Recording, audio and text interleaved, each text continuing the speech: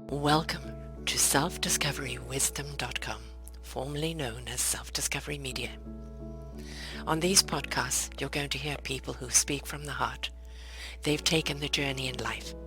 Many things have happened to them, but they've changed it to happening for them.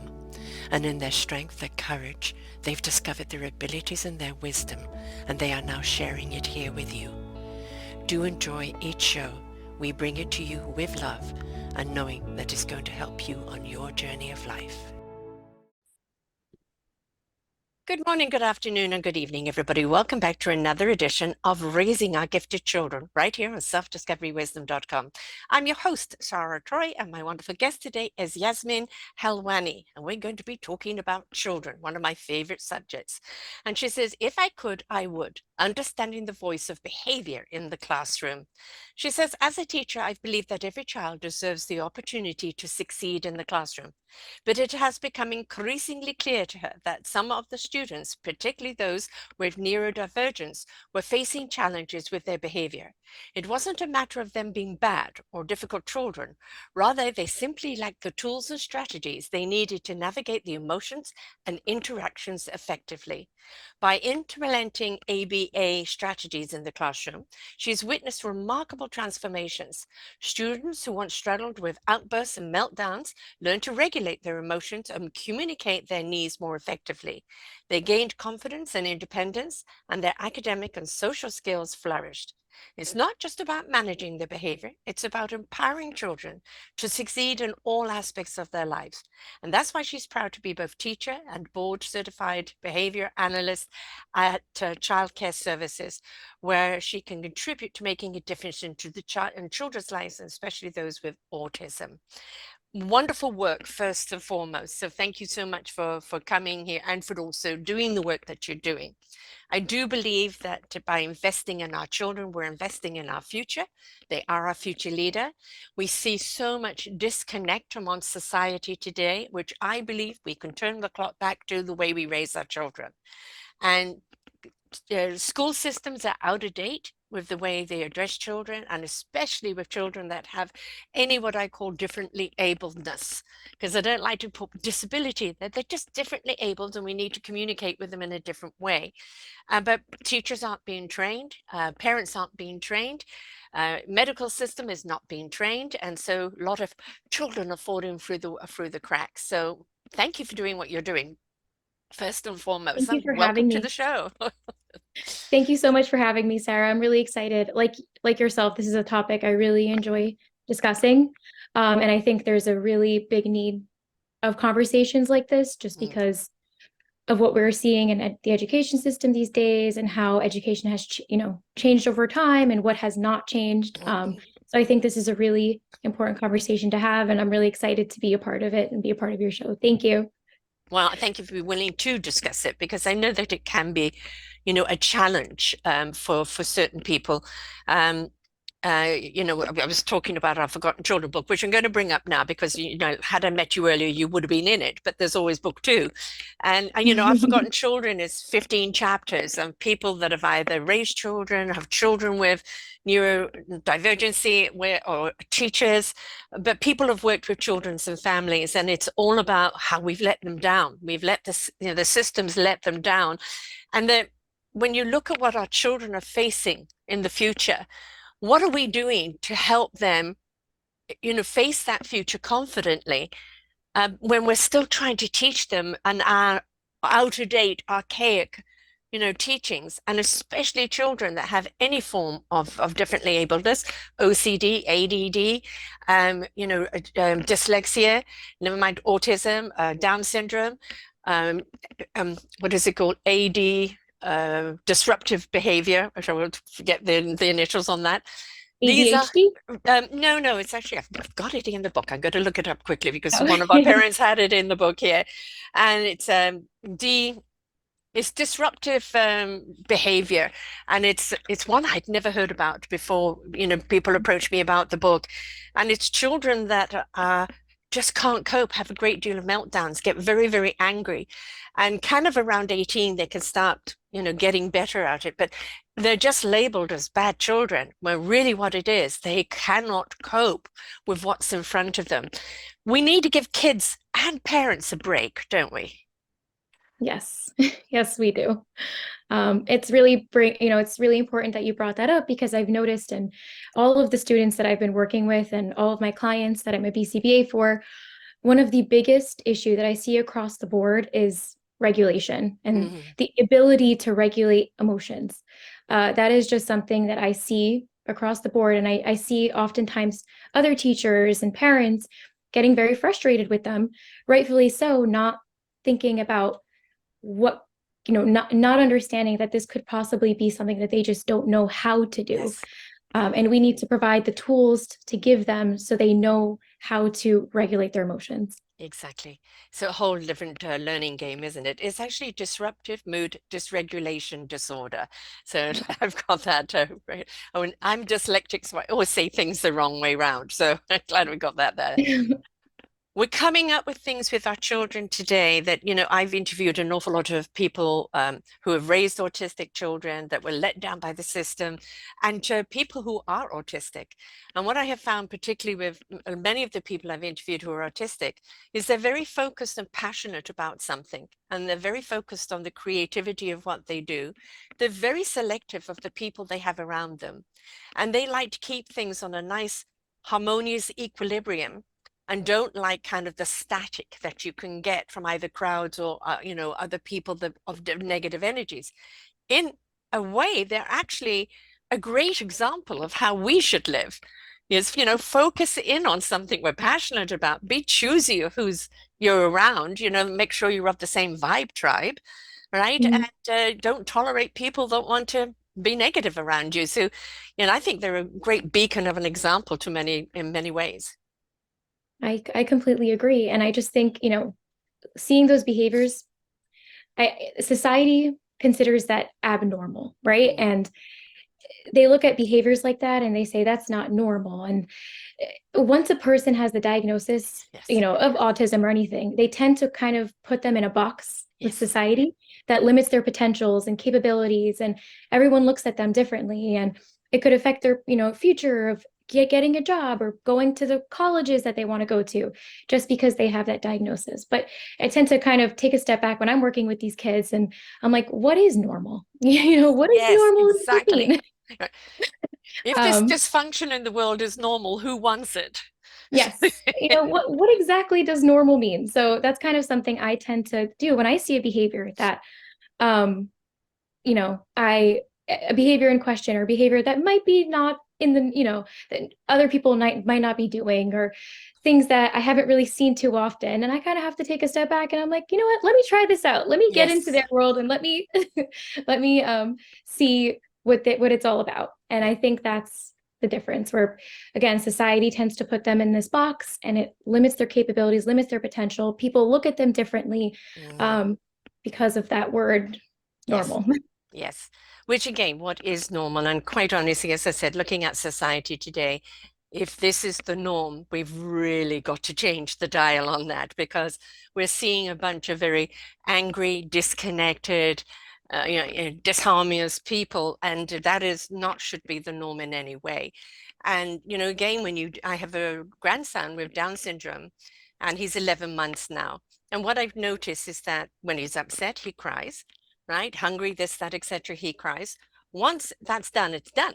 He's finished, right? And then it's all back to smiles. And he's obviously slower in learning. He isn't quite crawling yet. He's trying to get around. He swirls instead. Um, we know that there's going to be certain things that he's going to be slower at developing. But we looked at a child that just simply lives in the moment and lives most of the time in joy. Isn't that a gift? Why are we looking at him as disabled? He's differently able. That's all. Right. No, it's such a beautiful mindset.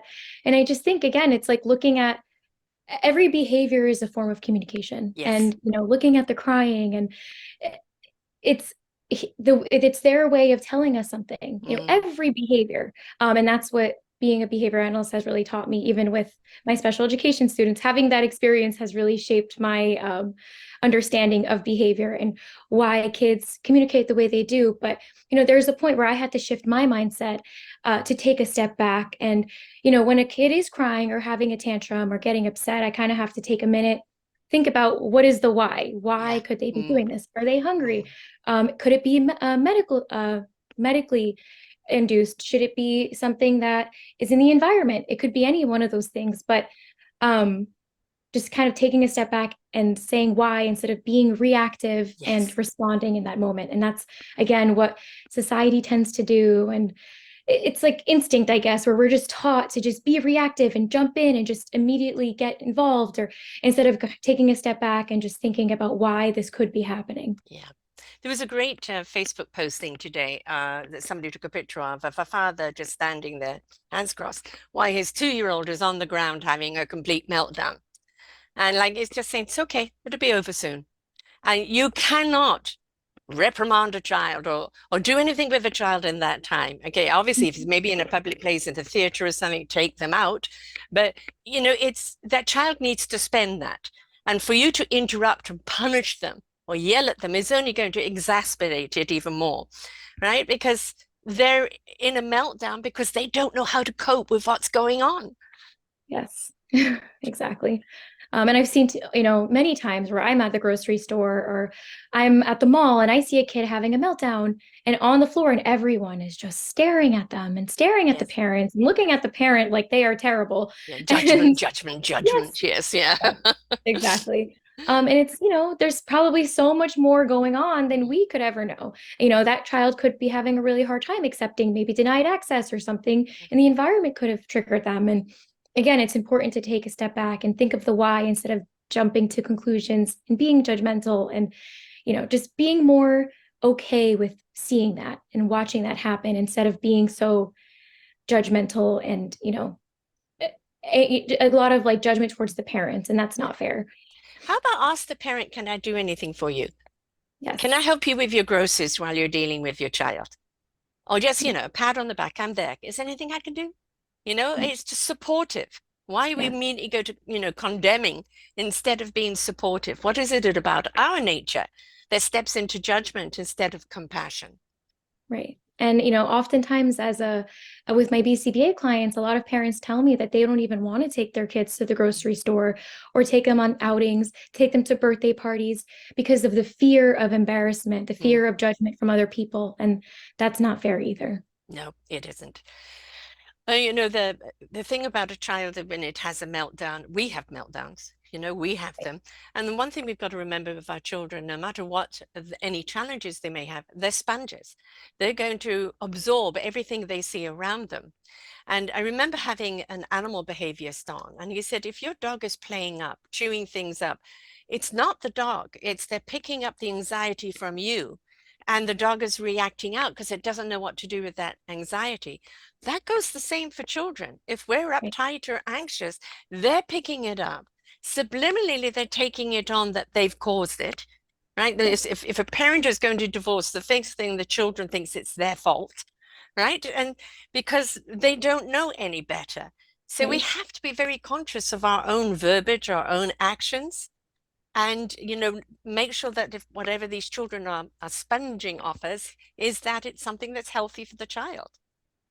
That is very true. And I think going along with what you said, another thing that, sorry, I don't know, Siri is okay.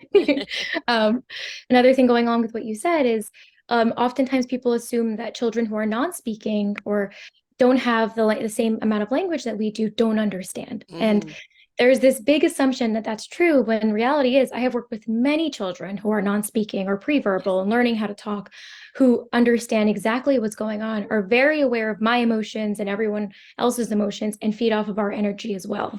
Yeah, exactly. I have an ex-brother-in-law that didn't speak until 3.5. Then he didn't keep quiet, but he didn't speak until 3.5.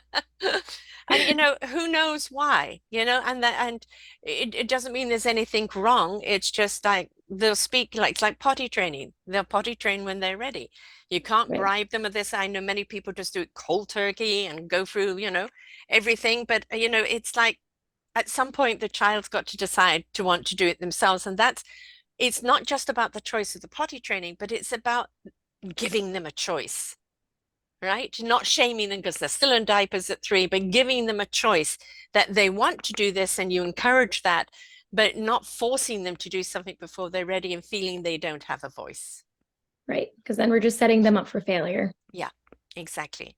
And, we do things with good intentions and we don't want, I mean, I remember my daughter, we did a fashion show. My kids were in the fashion show and it's at the end of the fashion show. We're in the mall and my daughter she was a teenager, well, not quite a teenager, about 9 or 10, and she's in a very loud voice and something about I was getting cross with her because she was playing up and she was saying something, you always hit me, and kind of in a loud voice where I'm not touching Oh, her, no. right? Like, and everybody just staring at me. And it's like, Oh, no. I mean, she's been the one always to say these things that kind of, put the spotlight on me, bursting things out. And it's like, it is hard as a parent. How do you deal with that when you know that all eyes are on you? What would you Right. suggest for a parent that is suddenly is put into that spotlight? So it's definitely a tricky situation, and it's definitely hard to be in that, situation because again, you're focused on what everyone else could be thinking. Yeah. But again, I just think my advice would just be to just do what you would do if nobody else was there. Like Mm. pretend that everyone else is just not listening and not there, and just act natural, be confident, and like understand that even though this is a really hard situation, they're kind of put on that spotlight.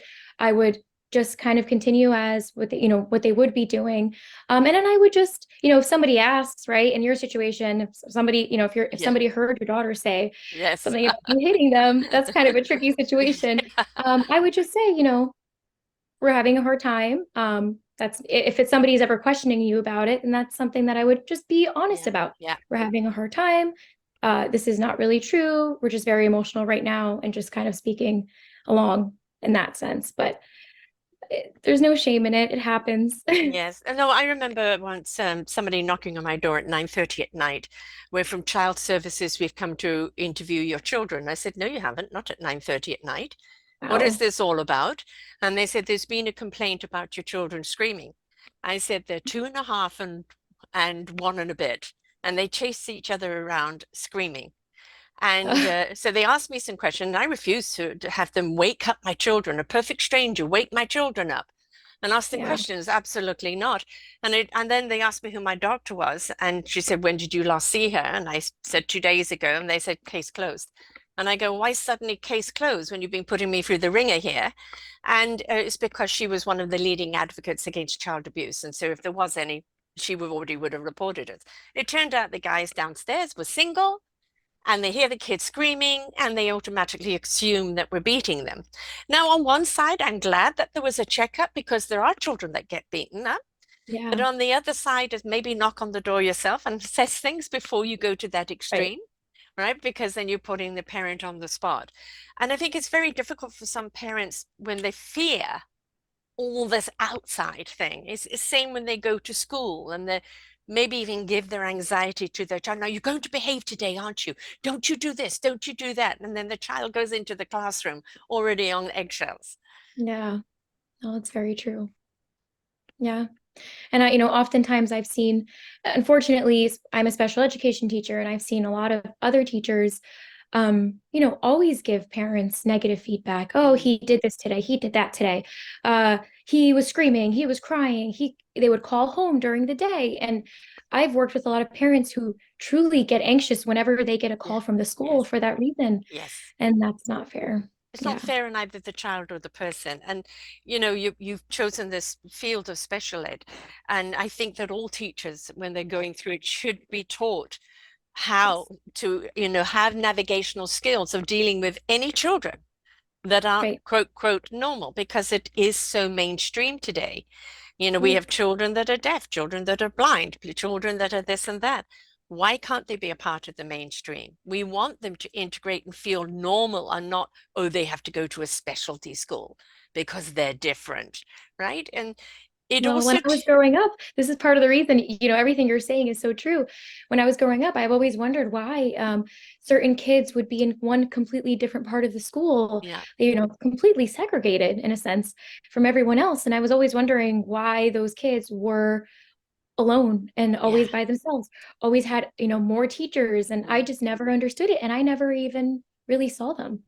They right, weren't really included in any events, especially in high school. That's where most of my awareness came from. But you're completely right. We should be integrating them and giving them opportunities to integrate with other children and exposing children who are in mainstream classrooms to yes, these type of kids, because yes, then they see them and they're yes, like, who are these kids and why are they so different? right. Um, so having those conversations and that exposure is definitely important. Completely agree. If you're segregating, though, you're saying there's something wrong with those children, and then you're saying to the other children, you're superior. No Yes. child is inferior or superior to each other, right? They are just what they are. When you put them all together, you're teaching the children that are more able to be more compassionate and understanding of those that are more difficult. You're also empowering them to step up and be of assistance, right? And you're creating a buddy system.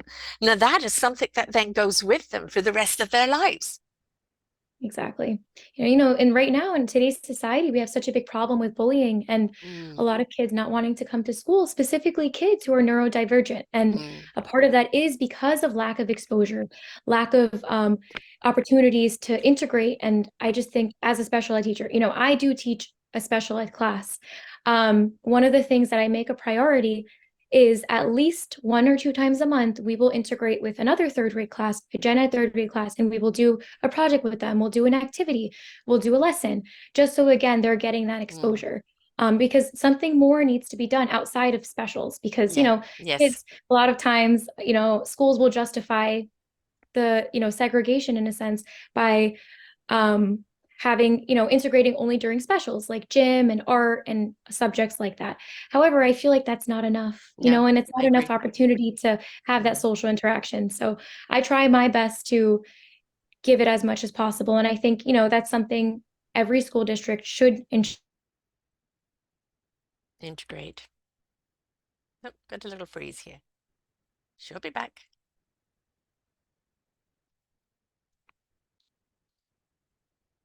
Hold on, folks. Okay, we had a nice little hiccup there, the dear old internet, which is wonderful. But you were talking about that integration. And, one of the things that I hear, because I have a best friend is a teacher and she's retired now, but one of the problems is classrooms getting bigger and teachers are Yeah, being demanded more instead of somebody else being there as an assistant to help children that are a bit behind. Even if they're, quote, differently able, not everybody learns at the same level, right? Or right. people learn in a different way and they need that kind of little one-on-one. And if there's somebody going around that's kind of helping that child, not making them feel like they were left behind, they just Yeah, needed a bit more assistance.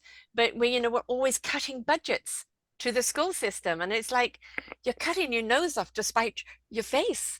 Because if you yes. don't invest in your children today and show them all they can be and prepare them for tomorrow, you're back to dysfunction again. Right. Yeah, that is a very big problem. And I think, again, that involves teacher training of how to differentiate work and modify work, Mm, because teachers don't have the training or knowledge of sometimes on how to change the work for, to modify and accommodate all of their students. yeah. Because not all kids learn at the same level. And specifically after COVID, till this day, I have seen a lot of children, going backwards, kids who were severely delayed because of COVID-19 and having to do remote learning for that year. Sometimes two, I think for some of them 2 years. Wow. Um, but a lot of teachers don't have that knowledge or training on how to differentiate and how to modify work to accommodate all of their learners. And that's something, again, that I learned as a special education teacher, but gen ed classes don't always have that. And also because of their really large class sizes, little staffing, they don't have the time or the Yes. resources to do that either. No. I mean, we may put so much taxation on teachers, and very often they're having to buy their own Yeah. supplies. And, the money that they get is certainly not enough for what they put in. And, Yes.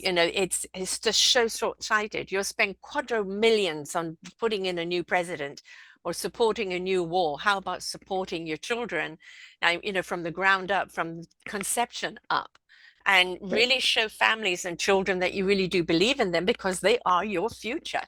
And so it's Right. so short-sighted, but it's I know that an awful lot of change comes about from parents that did not find resources.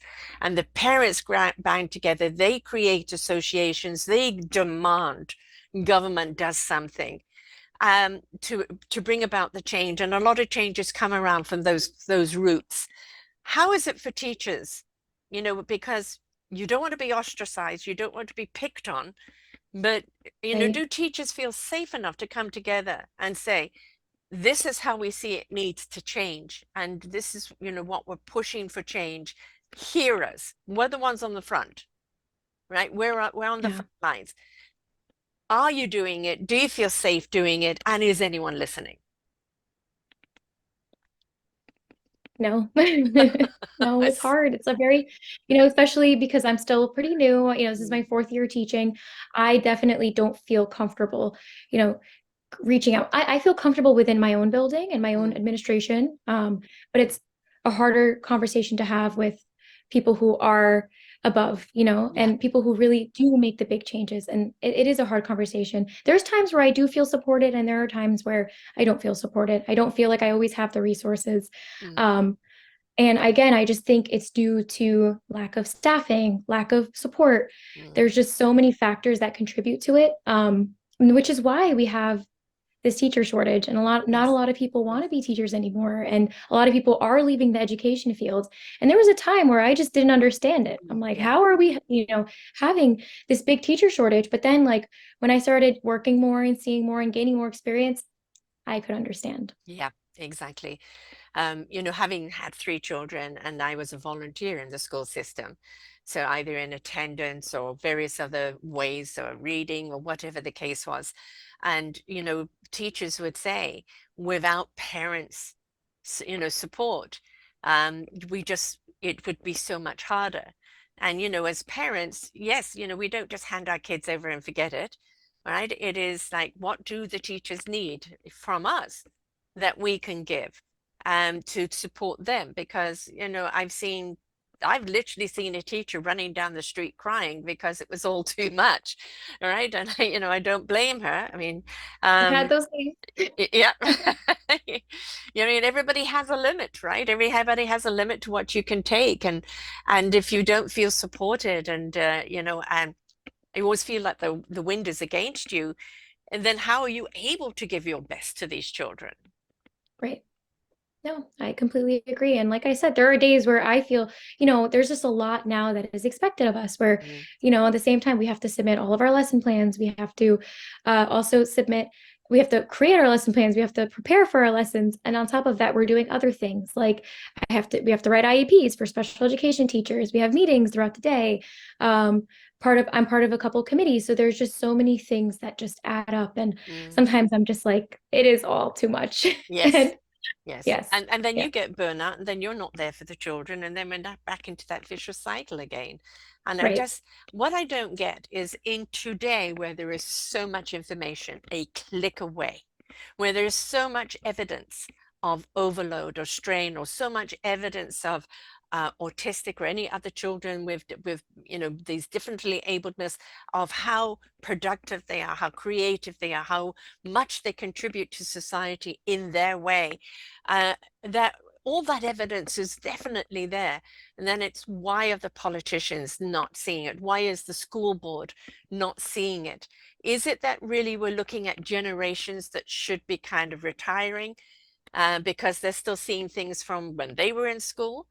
And we need newer blood in there that sees things that are happening currently. What would you say is the issue?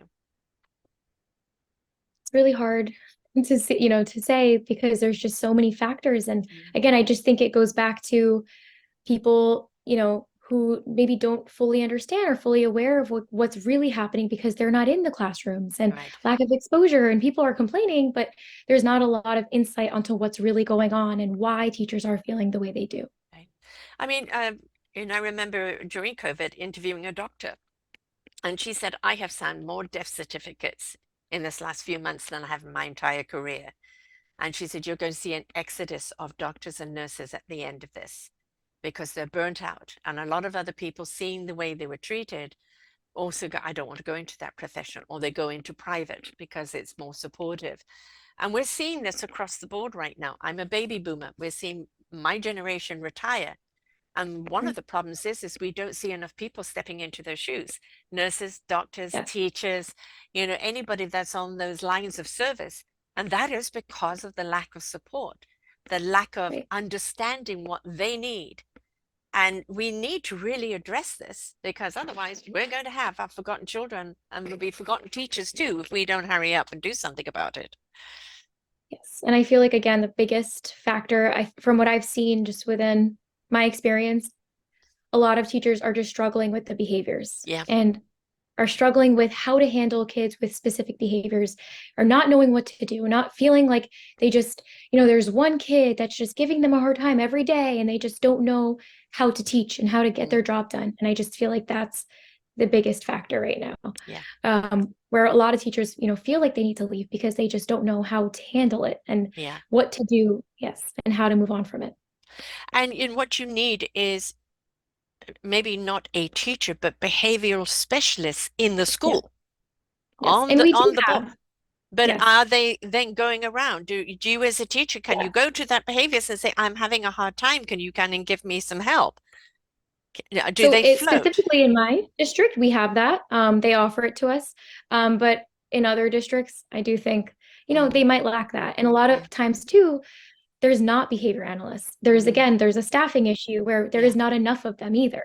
So, a lot of times you might have one, but they're so busy running around, like you said, that they can't always offer the support that's needed. And they can't always be around when somebody has a question or needs help or doesn't know how to handle a situation. In my chapter in this book, I thought about what I was going to write, and stories stuck with me of a bunch of girls that met online, decided to meet together, and then stab someone to death just for the Wow. experience. And then we have, more stabbings going on. This was all kind of coming out of COVID, and it almost felt like they had no connection to anything, and they were just looking for something to stimulate them, or to connect them, or do something. And it's like we have so let them down. For them to get to that state where they think the only way they're going to get and have a connection is to do that, we have let them down. And it's like when you've got kids in America and parents in America where their kids are going to school and you don't know if there's going to be a shooting today, that Yeah. underlying anxiety has to be there. And the way that it's always brushed off, oh, I feel sorry for the parents, my heart goes out to you, but no, we're not going to do anything about gun control. It is must be so very frustrating from a teacher's perspective. It's a fear. It really Yeah. is a fear, because you've just seen it so many times where it's like, could this happen to you? Could Yes. this be, a situation that you're in one day? And it's something that we think about and we're prepared for.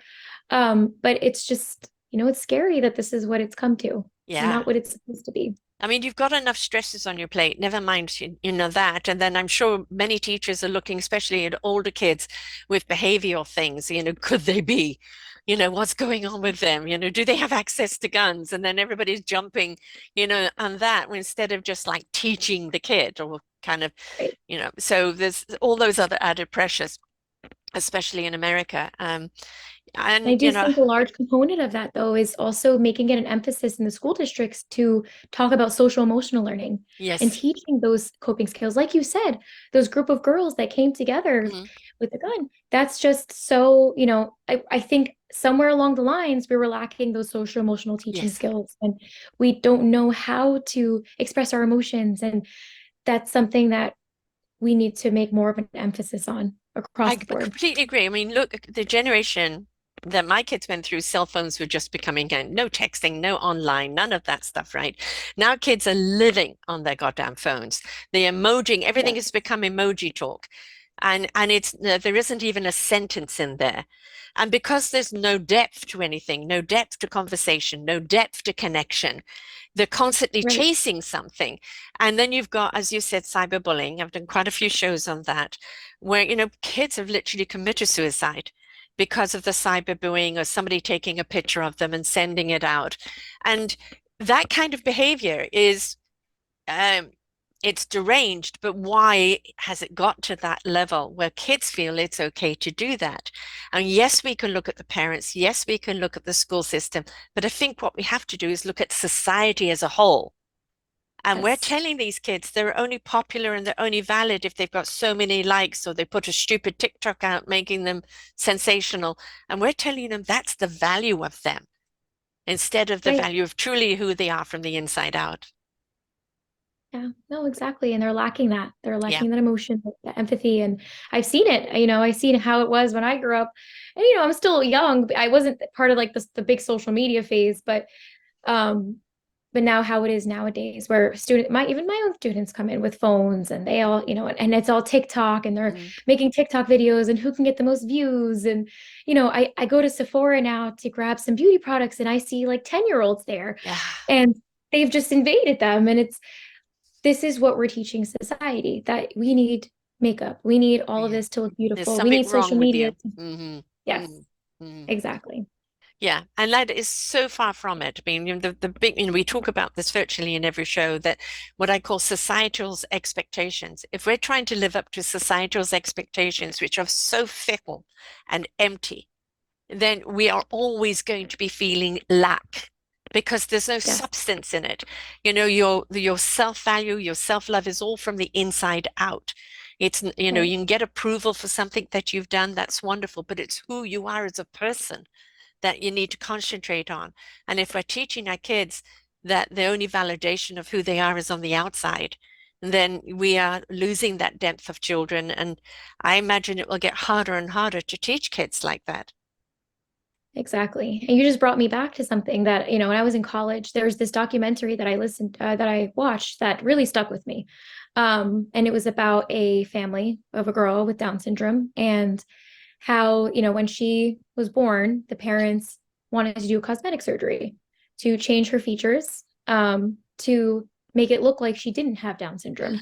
And over the years, that was something that she would do time and time again. They would just keep doing cosmetic surgeries, Oh, but it still didn't take away her disability. She no. was still different. There were things that they need to do. And, one of the conversations that we had after we watched the documentary was, is this really, you kind of look and you're like, wow, how could these parents do it?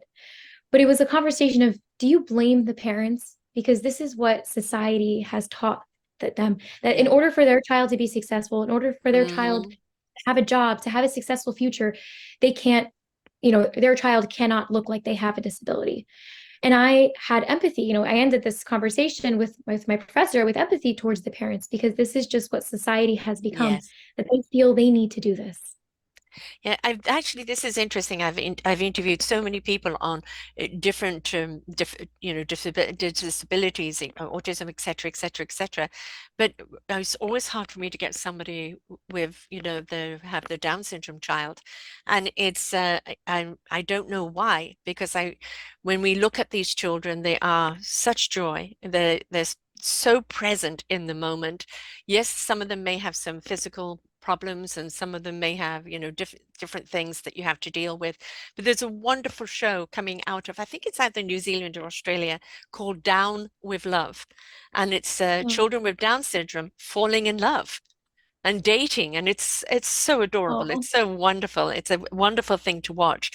But I remember when my daughter found out that her son she was carrying had Down syndrome, and she obviously initially cried. Obviously, had the initial moment. It was confirmed actually on her birthday, and her other son was up at 5:30 in the morning, and she's sitting there with her other son kissing her pregnant belly, and she said, "Yeah, I've cried. I've got the tears out, but I'm sure when I'm on the floor playing with my son, I will not see a disability. I will just see my child." Right? oh, And that's that's such a really beautiful how we need mindset. to look at our children. Stop looking at them. Never mind if a child is differently abled. If our children don't meet up to this societal expectations, how many parents that are rich and influential, how we look at these rich kids and think they have everything. Most of the time, the one thing they don't have is love for who they are, right? They're poor on And that's love. Yes, exactly. And that's taught really early on. Mm, What happens in early childhood shapes with, who they yes. become when they're adults. And if they're not feeling that as a child, it'll just, come with them and stick with them and stay with them, but it'll come out in other ways. Always. So many shows I've done where people are going, I've gone back to my inner child to heal my inner child because my inner Yes, child was abandoned or abused or this or that.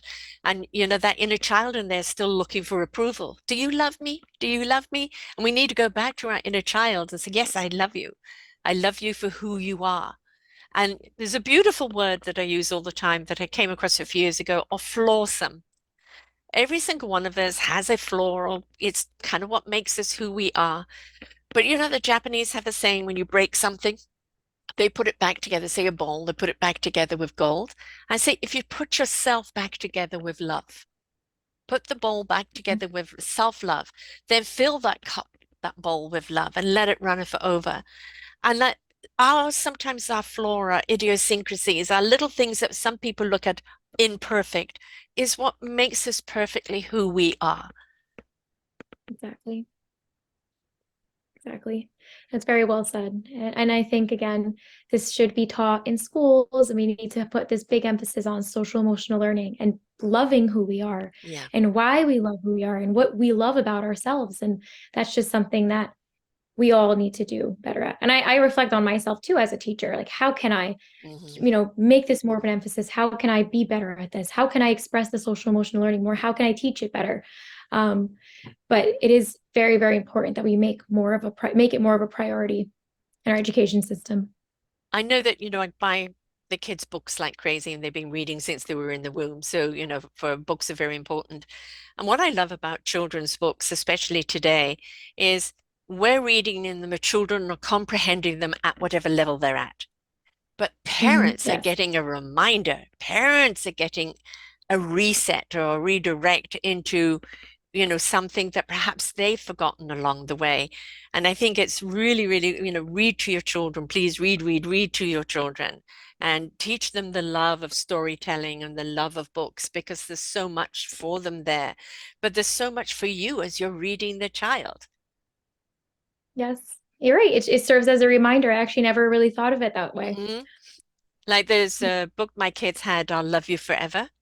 And Oh, talking it's such about, a cute I book. know, and I found it again when we were out in a consignment store with my daughter and I picked it up. She can't read that book to her kids without bursting into tears. It's funny. My sister has a baby and she's reading that story, now to him. And every Yeah. time she reads it, she bursts into Yes, tears. it is one of those ones that really pulls on the heartstrings. But there's so many, like my grandson, he's just turning 3 this week, and he's got to the point with a story where he can read the story back to you. He's not reading the words, he's not that level, but he's remembering what the story is, and he can turn the page and tell you what's next and what's next and what's next, and is delighted that he can tell you that story. Oh, So I think that one of the things we're seeing with parents is they're putting their kids in programs, extracurricular programs all the time. But where is the time that you are spending with your child? It's not yes. always about the quantity, but about the quality of time. Yes. And that's something that I have a conversation with specifically with as a BCBA with older what some of my older clients where I tend to see this relation, this really, really troubling relationship between the child and my client and a parent. And something that I kind of say where it just becomes so negative, where it's constant fighting, constant seeking that attention or in a bad way and things like that. And something that I kind of have to remind them is like, why don't you guys do something together and Yes. do an activity? Go do a paint night. Go, go out to eat together. Go watch a movie. Do things where you can bond and bring that good energy back, because a Yes. lot of times with like all the negativity, it just gets lost. Yes. So that's such a great reminder. It's definitely a good point to bring to parents. Yeah. I'm That's um needed. I'm moving closer to my daughter and her 2 babies at the end of April. And I've already said to them, every 2 weeks a date night. Like if you're tired or not, your brain will do. And I have the babies overnight. So, Oh, which I just did this last weekend because it was my son-in-law's 40th, and my daughter arranged a surprise party, and it was over oh, in Vancouver. We were on the island, and it was actually a tacky 80s murder mystery party, which they absolutely loved. And so I took both the babies for the night. And yeah, obviously I'm not getting that much sleep because I'm older, but it was just, it gave them 24 hours to remember they're adults. And I think, Yes. if you don't have grandparents around, if and when my kids were growing up, I didn't have any family around. So I had a girlfriend, and I'll take her kids for a weekend, she'll take mine. And these children are like cousins today, and she's like auntie, and it's, grown up that way. And the thing about it is that we need to be supportive of each other, right? And, Right. volunteer to come into the classroom. Hey, look, you just tell me what to do. If it's just helping somebody over there, helping someone go to the bathroom, I can give you an hour here or an hour there. Like Right. step up, because we're putting all the burden on you. Then we're putting all the Exactly. blame on you if things don't work out right. Right. And again, going back to what you said, that's such a big problem within parents as I Yeah. that I see as a BCBA. We're doing parent trainings and there just tends to be this, we're not a team energy Yeah. where it's like me versus you instead of us versus the Yes. problem. Yes. And again, I think that's due to like the lack of, spending time with one Yeah. another, the lack of, losing that momentum, losing that uh, connection Mm. that was initially there. And I think that's so important. That's really nice that you did that for your daughter, and it's great that you're going to do that for her. That every 2 weeks, I think that's just very important. But specifically for children with disabilities, I feel like parents feel like they can't because they Yes. have a hard time finding somebody who can Yeah. help them. Right. One of my first jobs was actually a respite care provider or special needs babysitter. Mm. But they don't have a lot of that anymore. And it's hard to find people that they trust. And I think Yes. that's where the problem is. And this is where family member can step up. I mean, Yes. my daughter has, auntie who hasn't married, hasn't got children. She's kind of called the auntie Mame. She can't wait to introduce them to art galleries and all sorts of things, right? And my son and his fiance, they have a daughter from her marriage. They're about to get married, and they love spending time with them, and each going over to each other's houses and things. And it's like where it used to be in my era, where, as I said, community looked out for each other's kids. Yes. I mean, it was like the village raised the kids. It wasn't the burden all on the parents. Right. Over the last 30, 40 years, it's become so much about me, myself, and my own, and I don't trust anyone else. And in that Right. isolation, we've lost that support. And I really do feel we need to get back to the village on so many levels. Yes. That's a really good point. And again, it's the children that are suffering because they Yes, have burnt out parents yes. and their parents need a break, but they can't get a break. That's Uh, that's a really good it's point. a vicious cycle going along.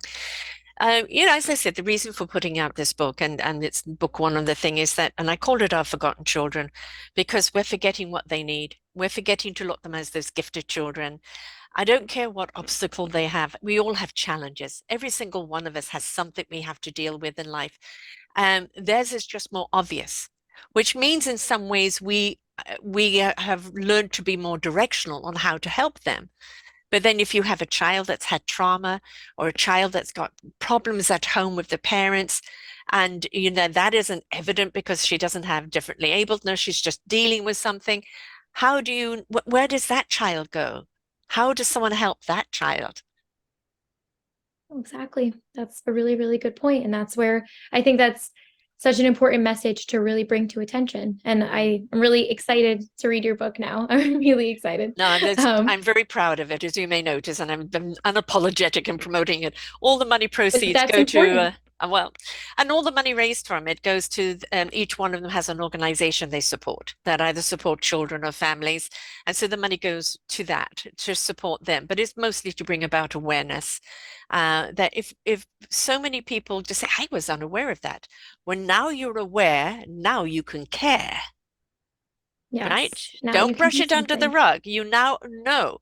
Even if it's just a question of start talking about it more in conversations with people, start spreading that awareness out more. The system is broken.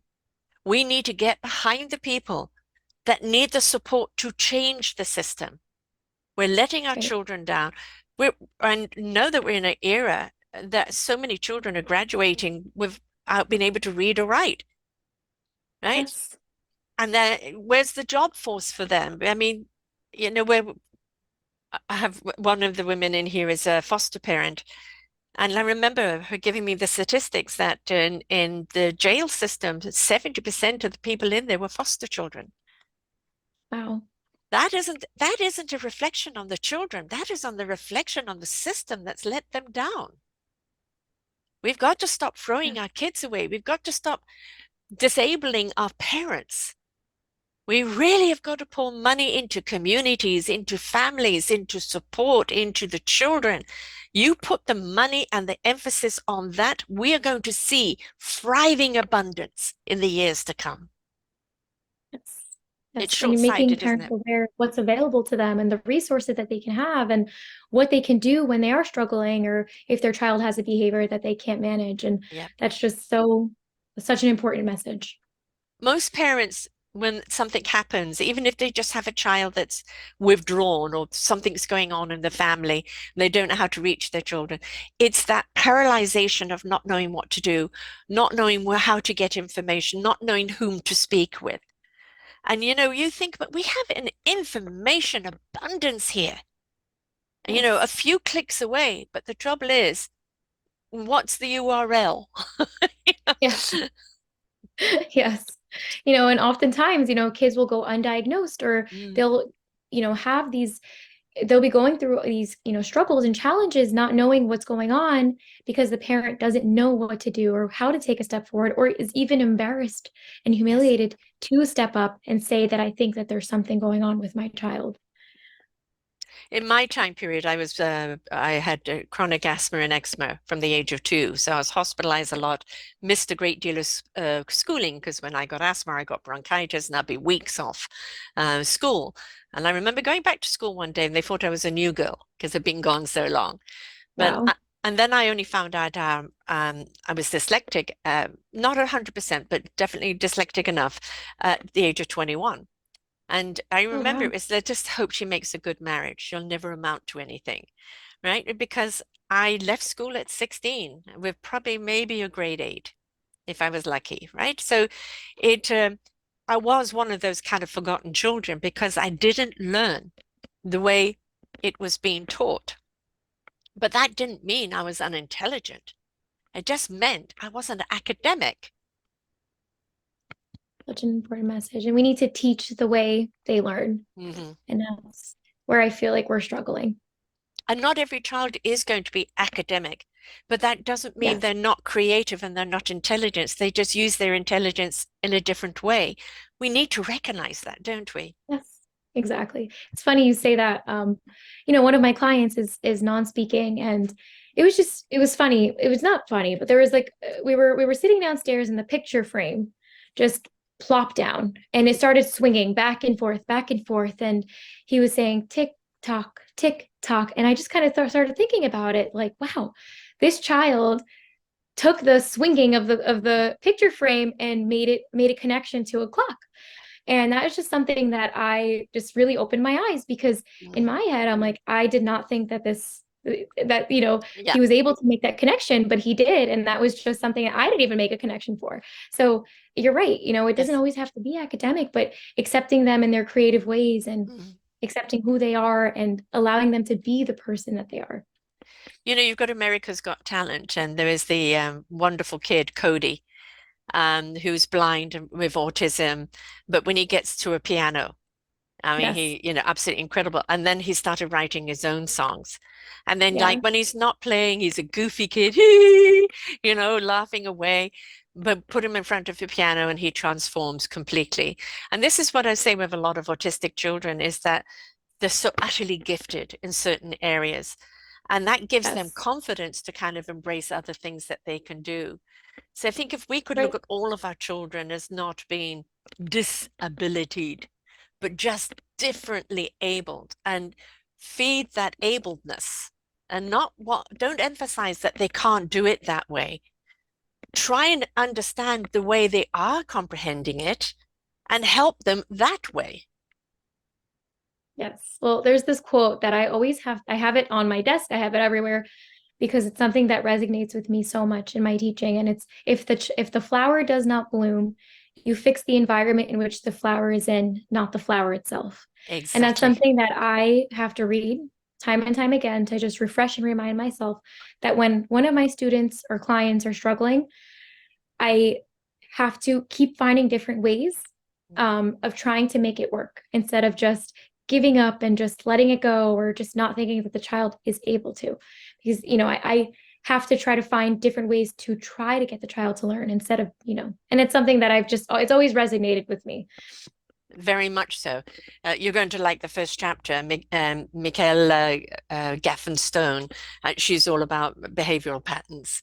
And she Yeah. used to be a nurse and a teacher. She's really been around a long time.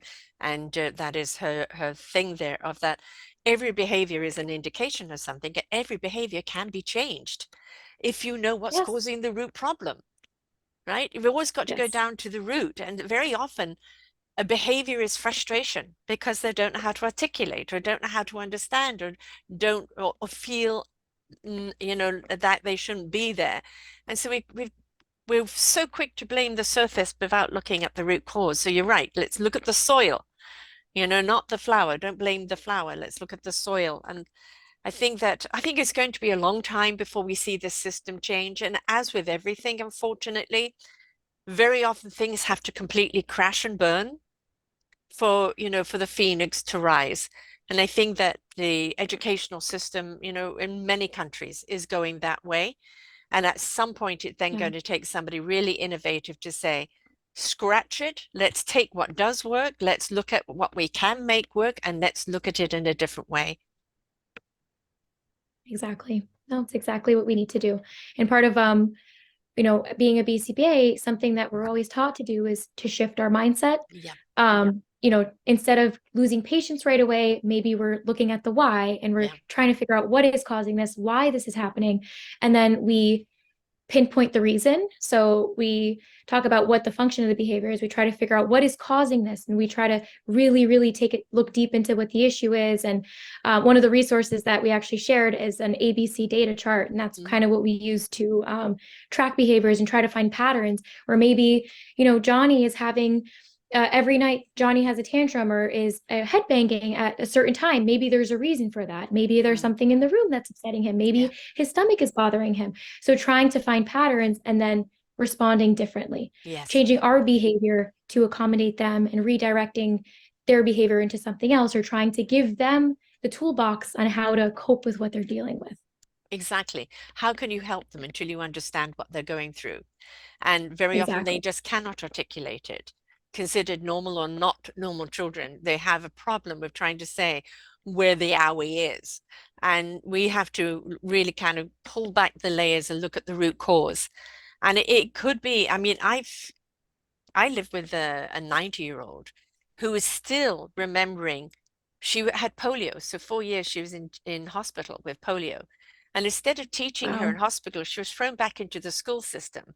And a teacher made her go up to the board to do a mathematical equation. And she said, I can't do this.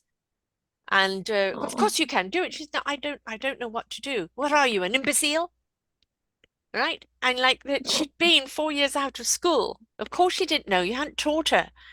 Right. So, and of course she told her dad, and her dad was a warrior. He came along and that teacher got what for? You never call a child an imbecile. Right. And you should know more about what's happened to this child. She also lost a twin sister just before she got polio Oh. as well. So, where's the compassion and the understanding? And I think, there's a lot of teachers that go into teaching because they like to lord over others. They like that control factor. And then there are Yeah. teachers, yeah, you know them. Yeah.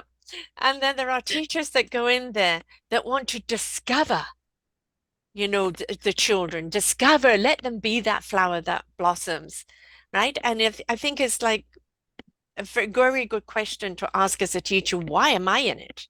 Do I like the authority and bossing everyone around? Because you're going to leave a negative mark along the way. Or is it that you love children and you want to be a part of that soil that enriches their growth? Yeah. I'm speaking for myself. I can't speak for anyone else. When I was a student, when I was 5, I lost my dad to cancer. And, this was right in the peak of when I just started school. Uh-huh. Um, so I struggled like my entire elementary school, middle school years. I struggled academically. I felt like specifically that, my mom, I'm one of 5. Mm, Um, yeah. So, I yeah. didn't always get a lot of attention, especially because my mom was a single mom and she was, Yes. taking care of all of us and helping all of us. And I And struggled a lot grieving at the beginning. herself, right? Yes, Yes. of course. Yeah. Exactly. So she was taking care of all of us, and there were times where I didn't understand what we were learning, and I just fell really behind in school, and I wasn't getting A's and B's. I was kind of getting C's and D's, and that's just how it was. And it really just started from because of my foundation. Yes. Right when I started school, a bad, incident occurred in my life, and a traumatic experience happened, and it just shaped the way that the rest was. So something that I try to be very understanding of when I'm teaching is what outside factors could be contributing to why they're having a hard time. Why are they struggling? Am I addressing these issues? Am I addressing these concerns? Am I showing them how to do it? Am I just telling them what to do, or am I showing them how to do it? And that's something we lack a lot as society. We just expect kids to know what to do, Right. where we're not showing them or teaching them how to do it. And, I taught kindergarten for 2 years. So, we had to teach them how to do everything. Yes. The first week of school, we're teaching them and showing them how to put our folder in the bin and how to hang up our backpack, because that's what they need. They need to be shown and taught what to do. But a lot, my experience of losing my dad as a child and struggling throughout school really taught me to be more understanding and aware of situations like that, in the students that I work with, because you never really know what No. goes on at home. We only see one part of this child. We don't know what happens at home, No. what And goes very on. often they're too scared or too embarrassed or too delusioned to know what's going on. They just know something is going on. I say, I think for me, the asthma was the thing because that held me back, but I lost my dad at 11. So Yeah. I was just beginning to have a relationship with him. And then, off he went. And it does change the way you look at life. And, but I've always had a matter of a fact thing to do with death. For me, it's not the end. It's the end of them being here in physical form. The spirit goes on, they've gone home. And I've always Yeah. had that look. But it's more about us missing them. And, Yes. with a child, you kind of adapt quite quickly in many ways, but then it's like later on, when you're getting married, when you have a child, when you've got certain accomplishments, you wish they were there. But, everybody grieves in a different way. Everybody feels lost. How many children, are caught in the middle of divorced parents that are using their kids Mhm. as pawns? How many people are in that divide with, all this division going on. Hate, if you don't agree with me, I hate you. And what does that say to a child? So we have to look at their demographic of what they're growing up in, but then we also have to look at what's the demographic around them socially that they're Yeah, picking up on, because it is nothing as black and white nowadays. There's so many layers, and we need to spend the time on that, which means you need to have the resources to spend the time. exactly. And that's where we're lacking. And Yes, that's where we need to do better. Exactly. yes. Well, I'm doing my little bit. With these shows in the book, I'm doing my little bit. Because I do recognize this. I know how school let me down, and that's eons ago.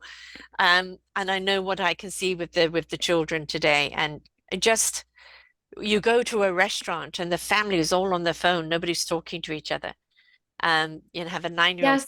9-year-old stepdaughter. I tried to have a conversation, couldn't get her head out of the tablet. And we also know that if you give the phone or the tablet to the child too young, it is like brainwashing. It damages their learning ability. And Yes. yet we're seeing people do that as a babysitter. And so we need to make people aware of that as well. So change And also doesn't come not, about unless we educate people on what change is needed. yes. Oftentimes I'll see parents that I work with, with kids who have disabilities, immediately go right to the iPad. And I feel like they truly believe that's their only Mhm. source. And that's the only thing that could help them in the moment. And that's the only thing that'll work. Because there are times where they want to have a peaceful dinner or a peaceful lunch, and they just want to eat on their own and not have to worry about their child screaming and not being able to sit down, not knowing what they could be doing, or Yeah. some other ways of handling it. Maybe making an activity bin, bringing a backpack full of toys and things that they can have with them, that you can play with at a restaurant, things like that. And I feel like, again, it's lacking the resources, lacking the knowledge, lacking the Mm. exposure to it. Yeah. And also, I think parents, Whereas, they would have other friends who are having children, or the neighborhood would know, and you would ask people. Parents are supposed to know it all now, and so they don't even want to ask each other. And Yeah. my old kids went to a mums and tots play group before they went to preschool and school, where I met other mothers, and we could talk about things. We could share things that work, that don't work. We could be there to support each other. And especially with COVID, that all seems to have gone. There's so few places like that now. Yeah. And it's so needed. We need a community where parents can come together and share, because somebody's got a solution to your problem because they've just been through it, right? And that's, don't feel embarrassed that you don't know it all or that you're struggling. Please never feel embarrassed that you're struggling. We do struggle Yeah. as parents. That's part of being a parent. But please feel free to ask someone, and never judge anybody because they don't know or they haven't got the perfect every. There is no such thing as perfect moments in Exactly. time, but this idea of perfection is an illusion. Does not exist. And the more you chase it, the more you lose yourself. Yeah. Oh, exactly. I completely agree. And I feel like that's, one thing that I did, I think like a year and a half ago, a local community center was it created like a parent disability awareness group, just kind of like a coffee and sip and drink and things Mm, like that, where people can come and just kind of ask questions. mm, So I was leading it, and a bunch of parents came, and they had so many questions, and they're like, why don't we do this more often? Like, mm. why don't we do this like every month? Like, we need this kind of Yes. thing. Where Yes. they felt like they were just so confused, and they met other parents, and they Yeah. felt like, okay, wow, I don't feel so bad about myself, because at least now, I know that other parents are struggling with the same issues I'm dealing with. Because, like you said, people just kind of tend to be on their own boats, and Mm, nobody really wants to help each other anymore. And that was the first time I really got to see, like, wow, these parents really want support and want to have this community, but they just don't know how to get it and what yeah. to do and how to bring it to life. Yeah, my daughter would love that. What has happened now is those support groups have gone online, and they talk to Yes. each other online. And yes, that's better than nothing. But at the same Yes. time, there's nothing better than having a group of people in one room over a cup of coffee, and just chatting and getting to know each other on a different level. I feel you go a lot deeper. So, I if you're listening to this, folks, and, no matter what kind of child you have, make friends with other people with children, and especially if the children are differently abled, and set up once a month this person's place, that person's place, rotate it around, bring your goodies, and let's just be open and talk. How can we support each other? That's so important. And parents and teachers are the ones that bring about the change, because we know administration is slow, very slow to change. So we need to get behind our teachers and what they need. And we need to really make sure that the board is listening about this change, because it's desperately needing to change. So tell us about this. You've got this token boards, praise to build encouragement PDF, and you also got a circle care ABC chart that you're giving Sure. away. And also tell us more about the circle care services. So Circle Care, I have to say, I've worked for many agencies before as a therapist and now BCBA. Circle Care has been one of the best experiences that I've had. I've really, really enjoyed working with them. I truly feel supported. Um, and they provide a lot of, trainings and knowledge, and it give you a lot of opportunities to learn, which is really great. So some of the resources that they've shared, so the token board is something that you can use to help a child if they're having a really hard time with the behavior, to shape a behavior, to motivate them to do something that they're really struggling with doing. You offer tokens every time that they are doing the right thing. You're reinforcing them for the things that they are doing right, to eventually lead to what they're working for, or what they need to get done, or what they want to do. So if a child does not want to do homework, right? But they are, they're struggling to do homework, they're throwing a tantrum, they don't want to do homework, maybe that's a great opportunity to use the token board, where maybe every time they do a problem, or every time they're sitting nicely, or every couple of minutes, you're just giving them a token for doing the right thing, doing their homework, staying on task. And by the time they earn the 10 tokens, or five or 10 tokens, they can earn the TV time or whatever they wanted to have after. So just to help motivate them and keep them on task. Something that's great about it is you earn it, but you don't take it away. Right. So once it's earned, but you never want to take that away because it's something that was earned. It's Yes. like me as a teacher earning my money, and then they're like, oh, here you go, take it, here it Yeah. is. No, you never want to take that away. You always want to reinforce them for doing the right thing. Maybe we have to pause if they struggle along the way, but they'll continue to earn and make the right choices. So that's the token board. I found it very helpful with a lot of my clients and even my students. I've had to use it a few times, and I've seen it become very beneficial. The ABC data chart was something that I mentioned earlier, where if a child is having a hard time or struggling, maybe throughout the day sporadically, it's a great way to track these behaviors. So maybe at 9 o'clock, Sally had a tantrum right before going to school. You'd want to write down. So the A stands for antecedent. So what happens before the behavior occurred? The B is the behavior. What did the behavior look like? And C is the consequence. So not, what the consequence was. Consequent doesn't mean punishment. Right. Consequence is what happened after. Mm-hmm. And then you would also put the time and the setting. So basically the goal in that is you have a place where you can document where all of these behaviors are occurring. And then you can start to see patterns of, behaviors. Why, is Sally having a hard time every day at 9 o'clock? What's going on? And maybe we can find out that maybe it has something to do with going to school. You're right. So it's just a great way to really track behaviors, understand, document, and see why this behavior is occurring, and finding those patterns. So that's the ABC data chart. Sorry, excuse me. Okay. And then the positive praise or document really helps parents give them an opportunity of how to praise children and what to say and how they can say it in a way where it's effective.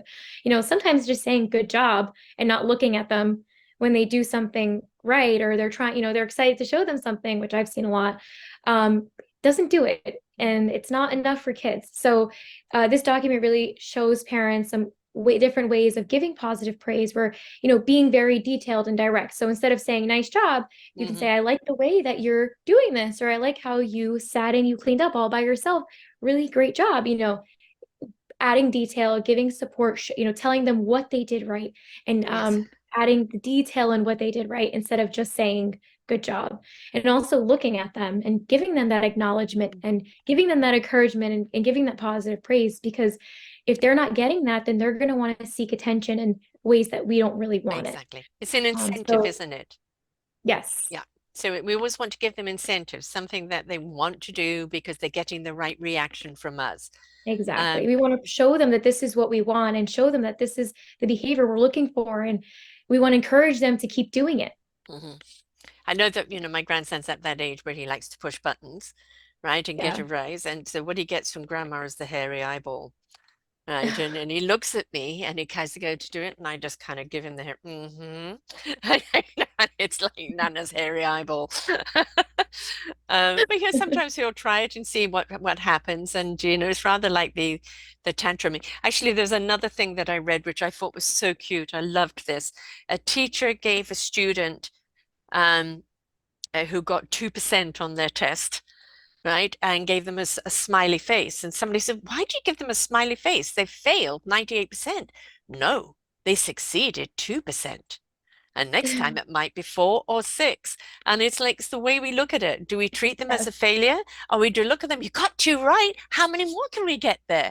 And have the Yes. incentive, right? So I think that we're so quick to dismiss. How about we encourage? Right. And that's kind of the message of circle care. And that's kind of what we do, where we teach parents and we show, we give services to children, ABA therapy, where we provide we help with these behavior challenges that they might be having at home or in school. And we're providing parents with the resources on how to cope with these and how we can change our language and how we're reacting and what Yeah, we're doing to help better the child. Because a yeah. lot of times, I'll do parent training with parents and we'll talk about something and I tell them it's because, well, maybe we're, if we say it this way, we might get a different reaction. If we're providing praise for, throughout the day, we might get a different reaction. And they've come to me several times and like, wow, this actually works. We're actually getting a different reaction.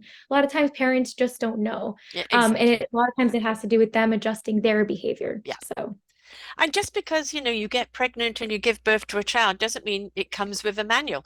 I had three yes, children. Although I brought the children up all in a similar way, they were all very different and they're going to react differently. So, we've got right. to adjust to who your child is. Well, Johnny can do it. Well, it doesn't matter if Johnny can do it. That's Johnny. Yes, What about you? What can you do? Oh, you can do that. And it's, looking at our children in a different way. There is not one size that fits all. They're all beautiful, exactly. different human beings, and let's look at the gift they are. Hence, this thing is raising our gifted children because they are gifted.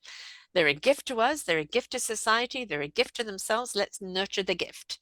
And then we will actually see such. I want to see a world.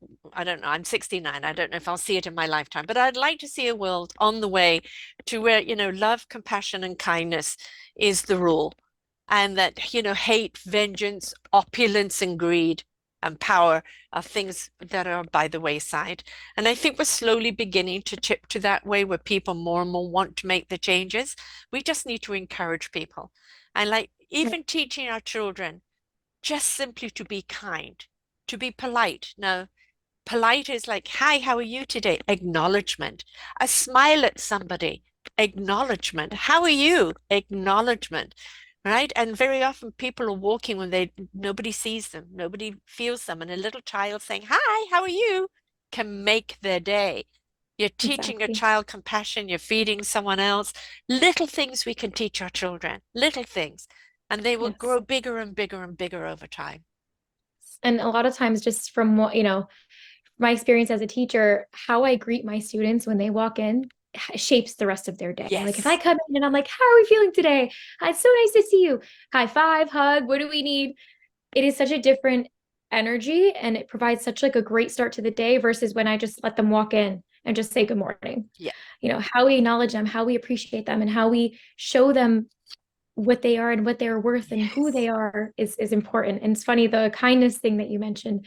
Something that I do as a teacher is we do like when students do things that are kind for each other, they get a little note, like a kindness note that's sent home, basically saying, listing the good thing that they did, Mhm. and letting their parents know that they should be proud of them because of what they did, and this is how they handled it. And my students get so excited whenever they get these notes to the point where they're always doing kind things. Well, again, what a great example to the parents that maybe, are bitching about somebody that cut them off or somebody Yeah, at work or something else. And in comes your kid. I did a kindness, I got a card. And, like perhaps if you practice a little more kindness, you would feel yes, as exuberant as your child, right? So yes, we've got to remember we are custodians of our children. We do not own them. We are here to right, guide and nurture and allow them to be the greatest gift that they are, right? They are a gift to us on loan until they're adults. I mean, they'll always be your kids. My kids are, what is it, 35, 39, and 41. So they're all up there. But they're still my babies. They will always will be to the day I die. But yeah, it's respecting them as a human being, right? And understanding the responsibility we have as that custodian, but also being open and willing to learn from your children. They're here to right, ignite the child and the wonderment inside of you that you've let jadedly go, and to ignite that heart and soul in you that, has gone by the wayside. And if you play with your kids in a way that lifts you up, then it just is a beautiful circle of love and laughter. exactly. Oh, that's a very, very good point. And that's something that we have to kind of take a step back and really think about sometimes. Even me as an educator, there are times where I'm like, I don't know everything. I have to Right. learn from them. If I make a mistake, I apologize to them because I also Yes. make mistakes and they need to Yes. see that Yes. Yes. that I'm human. And there are times where I do things that are wrong, or I could have did something that could have hurt their feelings, and I Yeah. need to take Acknowledge it. accountability and Yeah. apologize, because Yeah. that's the behavior that I want to model and show them. Exactly. And we are the models of our children. We have to Yes. show them. And so we, don't expect and demand from your children this behavior if your behavior is over there. The other thing is don't demand a behavior for your child. Invite a behavior from your child. A Right. behavior that they want to do, that they feel empowered to do. And if a child is differently abled and they do have these, anxiety disorders, understand that certain situations and certain things, they don't know how to articulate. They don't know how to express themselves. They don't know what to do in that situation. And this is where you put that blanket of love around them and help them through it, not the time to Right. reprimand them. Exactly. That's when they need it the most, and that's when they need the support and they need the love and the comfort. And then we can acknowledge, how we could have changed the way we handled it or showed them a different way. The first thing I do, like just, with kids who have a hard time with self-regulating, is I teach them different ways to cope, right? Yeah. So maybe we'll make a book about themselves and we'll Mm, talk about what we can do when we're angry. So, I like that. maybe Johnny has a really hard time when he's angry and he throws really big tantrums and sometimes he throws things. Maybe we write a story about Johnny who can do different things when he's angry. So maybe Johnny can get a drink of water. Maybe Johnny can listen to music. Maybe Johnny can grab a snack. Maybe Johnny can go for a walk. Give him, showing different things that we can do in that moment we're angry and referring back to it when Yeah. we're having those moments. And We're that's something that empowering them to have a moment where they can come back to themselves and not yes, punishing them for the moment. That's the worst yes. thing you can do is punish them for that moment. What age group are your children? So I've worked with, as a BCBA, I've worked with kids between the ages of 3 and 12. So Okay. pretty large. Right. Yes. So have you seen the movie Inside Out? Yes. Have you seen the new one yet? No, not the new one. Right. The new one, I don't know if it's out yet or coming out, but that's the one with adding anxiety and depression. And Oh, the oh, interesting one, a few years ago, I was interviewing a psychiatrist, and I did pre-interviews then. I do too many interviews to do that now. And I said to her, "You've got to see this movie." And she saw the movie. When she came to do the show, she said, "Thank you. All my clients are going to see this now because it shows why we have emotions, and it's how not to be emotional over the emotions, to understand where the emotion is coming from, or spend the right. emotion for the moment and move on." And I'm really glad that they've added anxiety and depression because that's where we are as a human culture right now. But yeah, it's a good one to have in the school and show Yes, the that's kids and actually a have a good point. conversation. Yeah, One of my definitely. students really likes it, Inside Out. He'll always reference it. So I'm excited for the new one. That's a really good idea. Be a great movie, like special movie, and then we're going to talk about the movie. And I think it would be a great one. This be interesting to actually see how each child connects to it and what they connect to, because that really, really then becomes a real giveaway of where they're at, isn't it? Yes, Yeah, there's a lot of exactly. great movies out there that really help people. So Yeah, there's a lot of things. Bottom line is, folks, teachers need our support. Parents yes, need support. Administration has got to stop looking at the bottom line and start investing in our children. All of our children, our differently able children, everyone as a society. And we need to teach our children that they are worth it and they don't need validation from the outside, that it comes from the inside. And teach them how to manage those behaviors, and what serves them and what doesn't serve them, and really understand what we're doing. Are we disserving them or serving them as well?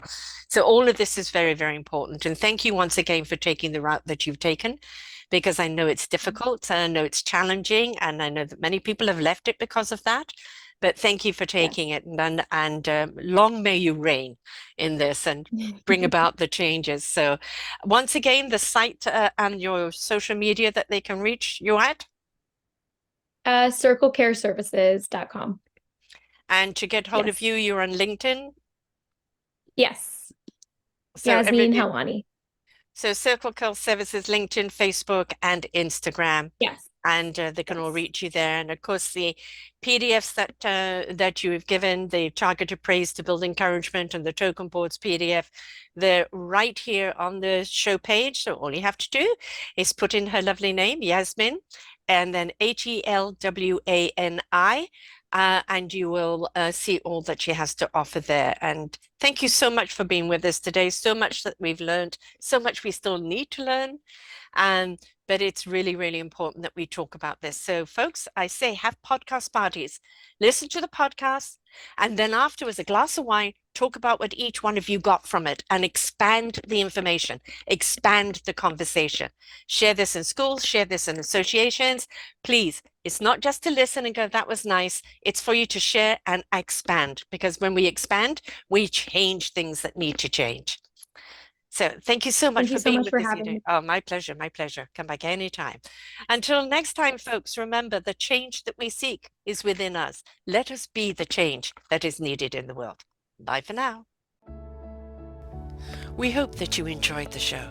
There are so many more for you here on selfdiscoverywisdom.com. Just go to the podcast tab at the top there and you will see all the many genres and all 3,000 shows ready for your listening. We are here to serve you, to help you on your journey of life, and we know that through inspiration, it begets invitation. We are supported by you, the listeners, and those that we interview. Anything that you can spare us in donation would be greatly accepted, and we do hope that you enjoy the next show.